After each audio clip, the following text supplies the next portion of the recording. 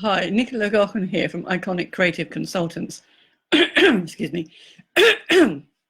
And I just wanted to give you some tips about leaflet design. We spoke about roller banners sometime last week. I think it was Friday or Thursday or something.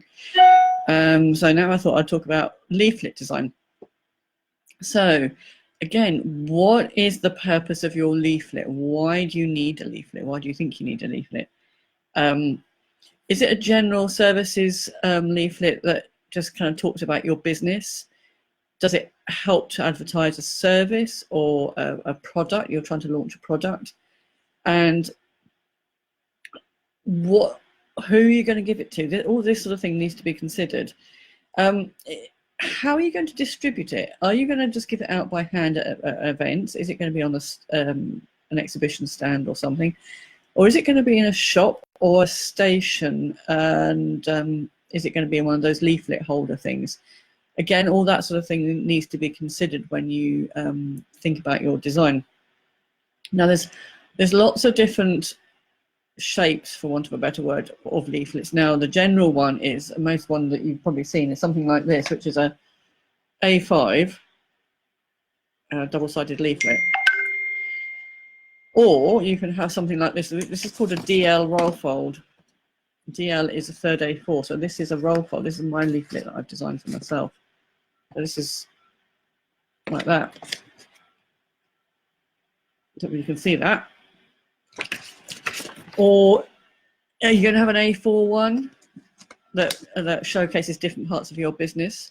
Are you going to be more creative and have one like this? This is one that myself and Isabel Davis designed for our show last year, and it's what I call a finger flipper, and it unfolds to give out the information.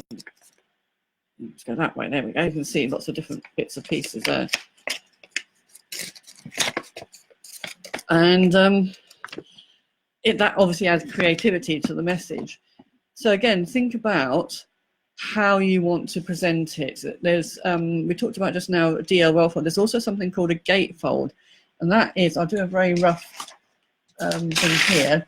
So this is how a gatefold works, and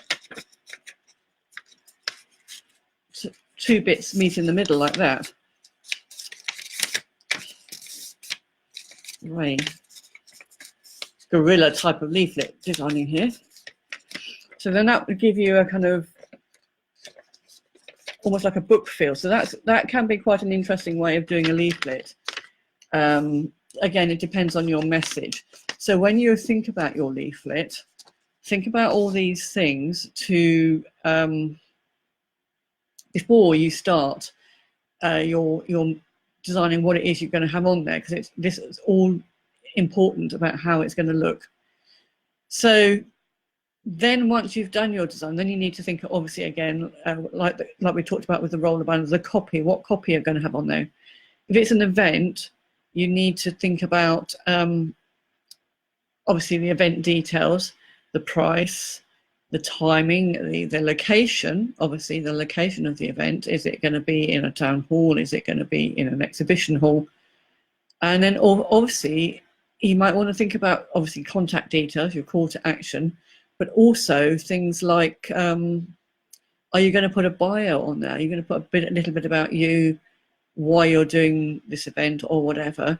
And then if it's a product leaflet, the price of the product, where people can find out more information about it, this sort of thing.